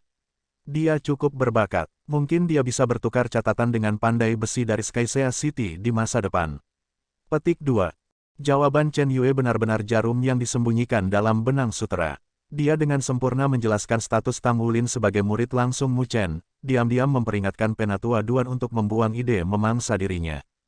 Setiap pandai besi memiliki teknik dan cara pandai besi sendiri untuk menyampaikan ajaran mereka. Seperti halnya guru yang baik sulit ditemukan, murid yang baik juga sulit ditemukan. Tuan mana yang tidak ingin murid yang suatu hari nanti bisa melampaui mereka? Memalsukan 1000 logam olahan kelas 2 tidak banyak di mata mereka, namun, yang penting adalah seberapa muda Tang Wulin. Dia baru berusia 10 tahun. Dalam seluruh sejarah pandai besi, seorang anak berusia 10 tahun yang dapat melakukan ribuan penyulingan tidak pernah terdengar sebelumnya. Ini hanya. Penatua Duan merasa sesak napas saat dia menatap Chen Yue. Mengapa tidak ada yang mengatakan kepada saya bahwa Mu Chen mengambil seorang murid? Apakah ada di antara Anda yang pernah mendengar tentang ini? Dia menyapu pandangannya ke pandai besi lain yang hadir. Aku belum pernah mendengar tentang ini, kata masing-masing pandai besi dari Skysia City satu demi satu, menggelengkan kepala. Ekspresi Chen Yue menjadi gelap. Penatua Duan, apa yang Anda maksudkan? Penatua Duan mendengus. Tidak ada. Mari kita kembali saja. Kami tidak ingin mempengaruhi kompetisi anak-anak. Petik 2. Dia melirik Tang Wulin sekali lagi sebelum memimpin yang lain kembali ke panggung. Tepat setelah mereka pergi, Tang Wulin mengangkat kepalanya. Keadaan pemahamannya tidak sebesar yang dimiliki Musi sejak dia menempa perak yang sudah dikenalnya, tapi dia berhasil menangkap jejak paling sederhana seperti apa 1000 kilang kelas 1 itu. Fakta bahwa Tang Wulin telah menggunakan palu tungsten perlu diingat. Dia bertanya-tanya apa hasilnya jika dia menggunakan palu peraknya yang berat. Jika dia menggunakannya, dia mungkin akan memiliki setidaknya 60% peluang untuk menghasilkan logam kelas 1. Pousan refinement kelas 1 juga disebut dengan half spirit refinement. Semakin cepat Tang Wulin bisa mencapai ini, semakin mudah baginya untuk memahami spirit refinement. Satu-satunya hal yang saat ini kurang ia miliki adalah kekuatan jiwa. Bahkan dengan kekuatan surgawi bawaannya, Mu Chen yakin dalam penilaiannya bahwa Tang Wulin perlu memiliki setidaknya 3 cincin sebelum spirit refinement dimungkinkan. Ini karena, selama proses pemurnian roh, pandai besi perlu memasukkan logam dengan vitalitas yang berasal dari pandai besi itu sendiri. Dengan kata lain, kesenjangan antara jiwa bela diri pandai besi dan logam. Pandai besi biasa perlu memiliki setidaknya 4 cincin sebelum dapat roh halus, tetapi dengan kekuatan surgawi bawaannya, Tang Wulin hanya membutuhkan 3 cincin untuk mempertahankan proses. Meskipun demikian, Pousan refinement kelas 1 dapat dianggap sebagai gerbang menuju spirit refinement. Semakin besar perasaan dan semakin dalam pemahamannya, semakin dekat dia ke ranah penyempurnaan roh. Tang Wulin telah menetapkan tujuan untuk dirinya sendiri sebelum dimulainya turnamen, sebelum mencapai 3 cincin, ia akan ribuan memperbaiki setiap logam yang bisa ia peroleh dengan standar kelas 1. Dengan cara ini, ketika tiba saatnya baginya untuk mencoba Spirit Refinement, peluang keberhasilannya akan meningkat secara dramatis sambil menurunkan biaya materialnya. Musi menghela nafas panjang saat dia mengangkat kepalanya, dengan lamban menatap logam perak yang berkelap-kelip di depannya. Saat dia menatap perak yang berat, dia bingung. Ini 1000 kelas 2 yang disempurnakan. Meskipun dia tidak bisa dibandingkan dengan pandai besi Grandmaster, pemahamannya tentang penempaan tingkat tinggi masih sangat dalam sejak dia tumbuh sebagai putri Saint Blacksmith. Dia secara alami dapat mengidentifikasi level logam yang baru saja dia buat. Apa ini benar-benar kelas 2? Dia bahkan belum memahami dasar-dasar Thousand Refinements, namun entah bagaimana dia berhasil menempa logam kelas 2. Musi tidak bisa mempercayainya. Selain itu, dia hanya memahami esensi sejati dari Thousand Refinements dan sekarang yakin dengan kemampuannya untuk ribuan memperbaiki logam. Mempertimbangkan hal ini, dia tahu bahwa dia sekarang adalah pandai besi peringkat ketiga. Dia menoleh ke Tang Wulin, matanya penuh dengan segala macam emosi, kelegaan, kekaguman, iri hati, dan emosi lain yang tidak dia mengerti. Seorang guru membimbing jalan, menghilangkan keraguan murid, persis seperti itulah rasanya ketika Tang Wulin membimbingnya. Dia adalah orang yang mengangkatnya ke peringkat ketiga, sesuatu yang bahkan tidak bisa dicapai oleh ayahnya. Menggunakan ritme pribadinya untuk mendorongnya, Tang Wulin mendorongnya ke kondisi fokus penuh dan mengungkapkan jalan menuju Thousand Refinements.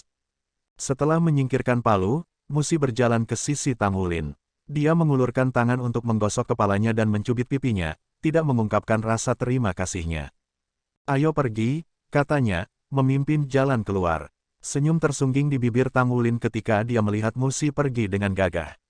Pada saat itu, keduanya mengerti satu sama lain bahkan tanpa menyuarakan pikiran mereka. Musi berhenti begitu mereka meninggalkan lapangan kompetisi pandai besi. "Apakah Anda berpartisipasi dalam kompetisi individu?" Tang Wulin mengangguk. "Kakak murid senior, mengapa kamu tidak berpartisipasi? Anda pasti cukup kuat untuk ditempatkan sangat tinggi." Petik 2. Musi saat ini memiliki 3 cincin, dan dari pengertian Tang Wulin, jiwa bela dirinya adalah yang kuat. "Aku tidak bisa," jawabnya dan menggelengkan kepalanya. "Bakatku untuk pandai besi tidak bisa dibandingkan dengan milikmu, dan aku sudah berubah pikiran sejak kamu tiba. Aku telah merenungkan apakah jalanku adalah jalan pandai besi, pemimpin jiwa, atau penguasa baju perang. Saya ingin merangkul ketiga identitas ini, tetapi pada akhirnya saya ditakdirkan untuk menjadi pandai besi. Mengingat hal itu, saya telah memutuskan untuk memfokuskan waktu dan energi saya pada penempaan." Petik 2. Musi berhenti sejenak untuk memberi Tang Wulin pandangan yang mendalam. "Wulin, kau jauh lebih berbakat daripada aku, sangat banyak sehingga kau jenius pandai besi sekali dalam 1 abad. Ayah mengatakan kepada saya bahwa, jika Anda terus berkembang dengan stabil seperti ini, suatu hari Anda akan menjadi pandai besi surgawi. Jadi, jika Anda menikmati menempa, Anda harus berusaha lebih keras dari sekarang." Petik 2. Tang Wulin sedikit mengangguk, memahami niat Musi. Dia ingin mengingatkannya bahwa, jika dia ingin menjadi pandai besi yang berdiri di puncak, dia tidak bisa membiarkan dirinya terganggu. Namun, tujuannya adalah untuk menjadi master baju zirah pertempuran. Itulah mimpinya. Tang Wulin bermimpi menjadi pilot Mesha ketika ia masih anak-anak, tetapi setelah Wu Zhangkong mendidiknya tentang master baju tempur yang berdiri di atas pilot Mesha, mimpinya berubah.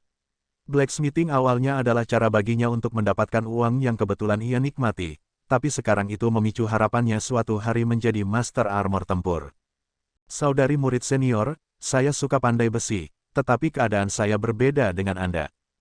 Jiwa bela diri Anda jauh lebih baik daripada jiwa saya. Saya hanya punya Blue Silver Grace.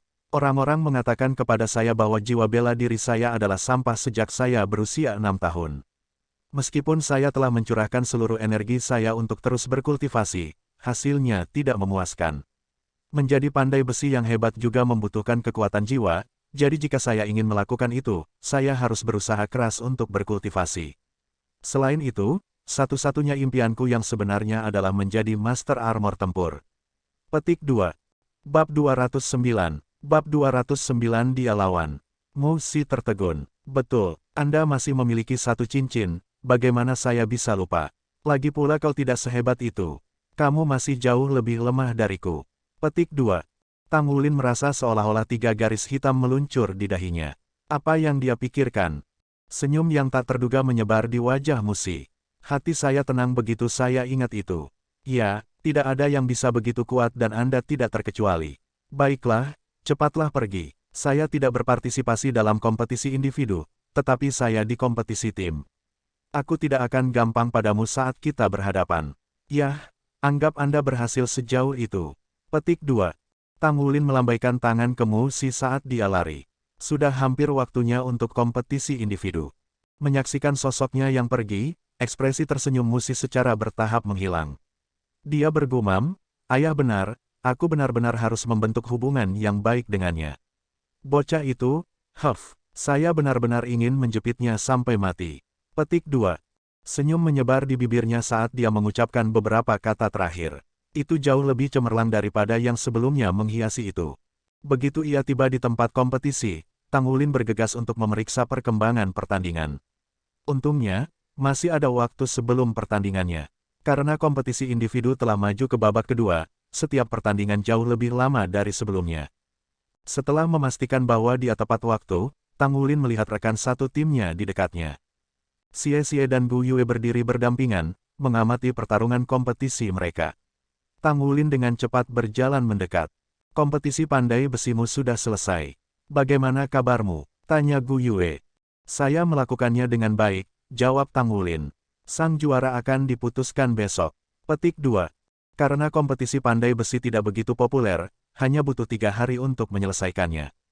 Sudahkah kalian bertarung? Tanya Tang Wulin. Gu Yue menggelengkan kepalanya. Belum, aku masih menunggu. Petik 2. Jadi, bagaimana situasinya? Tanya Tang Wulin. Apakah ada yang kuat muncul? Gu Yue menjawab, beberapa. Kami baru saja melihat seorang guru jiwa 3 cincin. Lawan 3 cincin akan agak sulit. Petik 2. Dengan batas usia 15 tahun ke atas, tentu saja diharapkan bahwa beberapa master jiwa bercincin 3 akan ditemukan di divisi junior. Dibandingkan dengan Xie Xie dan Gu Yue, keduanya memiliki 2 cincin dan jiwa bela diri yang kuat. Tang Wulin hanya memiliki cincin jiwa tunggal dan rumput Blue Silver Trustier.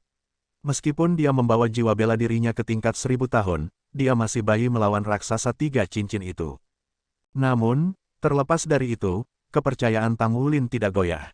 Dia tidak pernah berharap untuk melakukannya dengan sangat baik dalam kompetisi individu, dia hanya masuk untuk lebih jauh marah.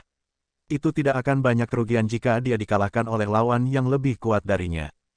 Pada saat itu, mata Tang Wulin melebar. Ye Xinglan dan Su Lizhi mendekatinya seperti musuh bertemu di jalan sempit.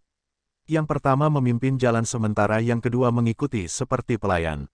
Tidak mungkin dia mendaftar untuk kompetisi individu, kan? Tang Wulin terdiam, tapi antisipasi berkedip di dalam hatinya. Keduanya berasal dari Akademi Shrek, jadi dia tidak bisa tidak bertanya-tanya seberapa kuat mereka. Apakah Anda menunggu pertandingan Anda? Ye Xinglan mendekati Tang Wulin dengan senyum sinis. Tang Wulin pura-pura tidak tertarik. Apakah kamu juga mendaftar untuk kompetisi individu? Jika saya ingat benar, kompetisi sudah berlangsung ketika Anda memutuskan untuk mendaftar. Petik 2.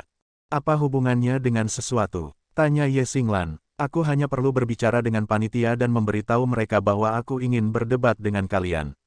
Tentu saja mereka membuat pengecualian untuk saya. Karena saya jamin saya tidak akan bertarung untuk masuk 8 besar, mereka dengan senang hati menyetujui partisipasi saya. Petik 2. Hati Tang Wulin bergetar, kecemasan merembes ke dalam hatinya. Oh, benar, aku ingin memberitahumu kabar baiknya. Lawan yang kamu mainkan hari ini tidak bisa datang, jadi lawan lain sudah diatur untukmu, aku. Petik 2. Menghadapi Ye Xinglan yang menyeringai, Tang Wulin merasa seolah-olah dia bertemu setan kecil. Dia tahu apa yang dia tuju padanya bahkan tanpa perlu memikirkannya. Wajah Xie Xie dan Gu Yue menjadi gelap. Ini khususnya kasus untuk Gu Yue, yang mata sipitnya memegang kemilau dingin. Tang Wulin, di sisi lain, terus bertemu dengan tatapan Ye Xinglan tanpa goyah. Tatapan mereka terkunci, dan dia tersenyum cerah padanya. Fantastis. Fantastis. Dia sama sekali tidak takut. Ye Xinglan tertegun. Orang ini tidak takut bertanding dengan saya. Tapi saya dari Akademi Shrek. Dia tidak bisa merasakan sedikit pun kecemasan dari ekspresi percaya diri Tang Wulin. Bahkan, senyumnya hanya untuk mempesona untuknya. Seolah ingin memberitahu Tang Wulin untuk menyerah saat itu juga, Su Lizhi memberinya pandangan yang berarti dari belakang Ye Xinglan. Namun, Tang Wulin mengabaikan peringatan Su Lizhi. Sebagai gantinya, dia benar-benar tenang sambil terus memegang tatapan Ye Xinglan. Ekspresi Ye Xinglan dengan cepat berubah gelap. Dia mengangguk pada Tang Wulin berulang kali. Bagus, sangat bagus. Biarkan saya melihat betapa terampilnya Anda saat itu. Petik 2. Setelah mengucapkan kata-kata ini, dia dengan cepat berbalik dan pergi. Senyum masam muncul di bibir Tang Wulin saat dia mengembalikan perhatiannya pada pertandingan yang sedang berlangsung. Merasa tersentak di lengannya, Tang Wulin berbalik untuk melihat Gu Yue memeganginya dan menatapnya dengan mata penuh kekhawatiran. Sudut mulut Tang Wulin meringkuk geli. Tidak apa-apa. Kami di sini untuk menantang yang kuat dan mendapatkan lebih banyak pengalaman tempur. Bertempur dengan seorang siswa dari Shrek Academy adalah kesempatan langka. Anda tidak akan percaya betapa bahagianya saya saat ini. Kenapa kalian membuat wajah itu? Apakah Anda berpikir itu pasti bahwa saya akan kalah? Petik 2. Bagus, sela es. Lakukan yang terbaik dan bertarung dengan semua kekuatanmu. Anda mungkin memiliki peluang untuk menang jika melakukannya. Petik 2. Ketiganya memutar kepala mereka ke arah asalnya, sedikit terkejut dengan kedatangan Wu Zhangkong yang tiba-tiba. Wu Zhangkong mengangguk pada Tang Wulin dengan puas. Penghargaannya untuk muridnya ini hanya terus tumbuh. Tidak hanya Tang Wulin memiliki kepala yang bagus di pundaknya, persepsinya tajam dan hatinya besar. Bocah itu baru berusia 10 tahun, jadi Wu Zhangkong hanya bisa membayangkan seperti apa dia ketika dia berumur 20. Pertumbuhan Tang Wulin tidak dapat diprediksi. Banyak yang bisa berubah dalam 10 tahun. Meskipun jiwa bela diri Tang Wulin lemah, itu bermutasi dan membuat jalan menuju keagungan tersedia baginya. Jika tren ini berlanjut, Tang Wulin akan ditakdirkan untuk mencapai ketinggian di masa depan. Guru Wu, kata Tang Wulin buru-buru dalam sambutannya. Wu Zhangkong berjalan untuk berdiri di depan mereka bertiga, dengan serius berkata, lakukan yang terbaik dalam pertempuran Anda dan jangan merasa tertekan. Terlepas dari bagaimana hasilnya, semuanya akan baik-baik saja selama Anda memberikan semuanya. Menurut pendapat saya, pertempuran itu tidak sepenuhnya sia-sia untuk Anda. Petik 2. Ya, Tang Wulin menjawab dengan hormat, mata berbinar. Melawan lawan dari Shrek Academy adalah kesempatan yang bagus untuk menguji dirinya sendiri. Tang Wulin duduk di tempatnya, menutup matanya, dan mulai mengatur napasnya. Dia ingin berada dalam kondisi prima ketika menghadapi Ye Xinglan. Xie adalah yang pertama memiliki pertandingan.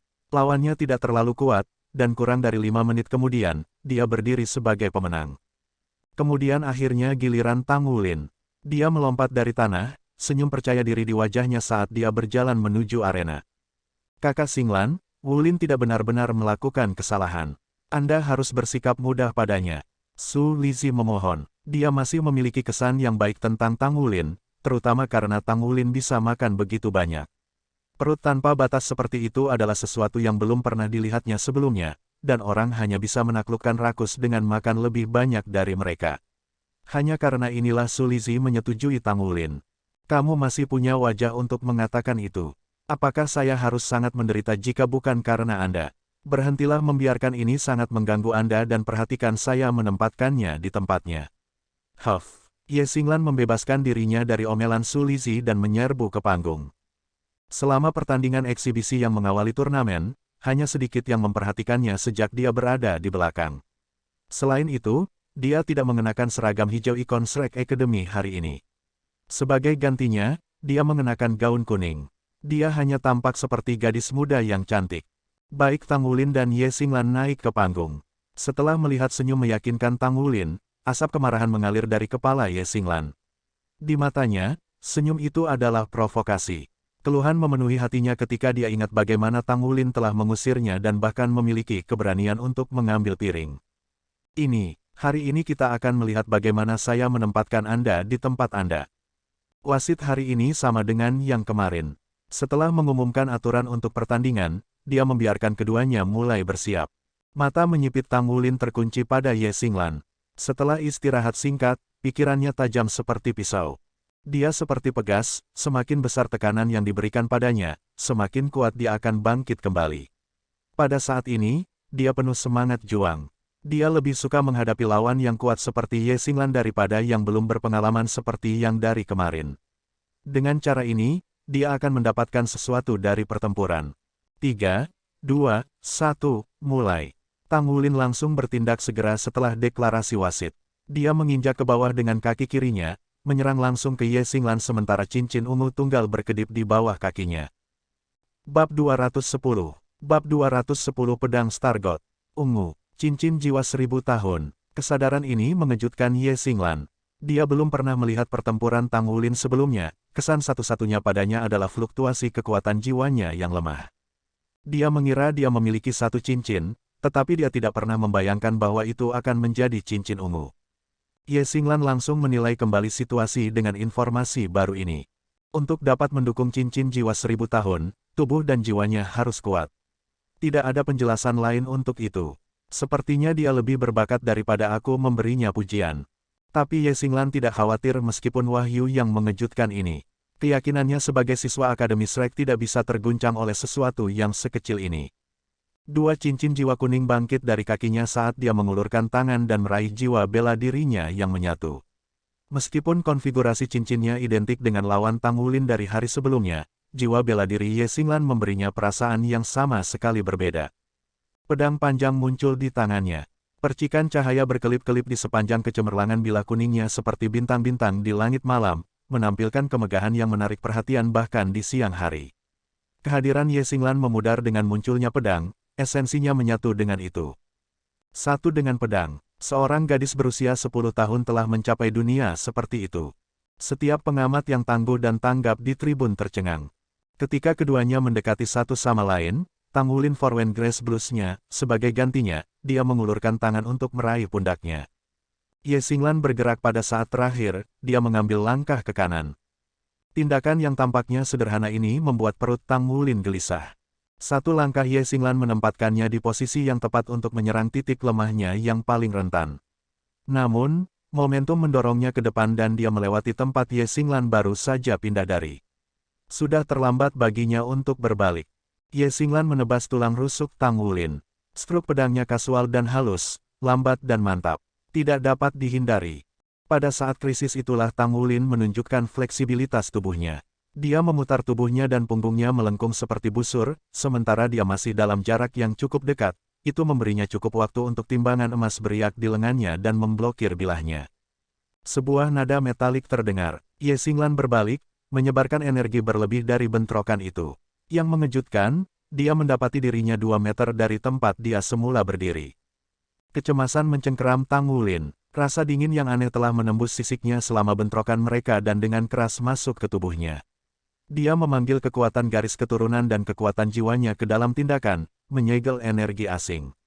Hanya dengan kekuatan gabungan keduanya dia bisa mempertahankannya. Bahkan kemudian, cahaya meledak dari lengan kanannya, membuatnya mundur 2 langkah.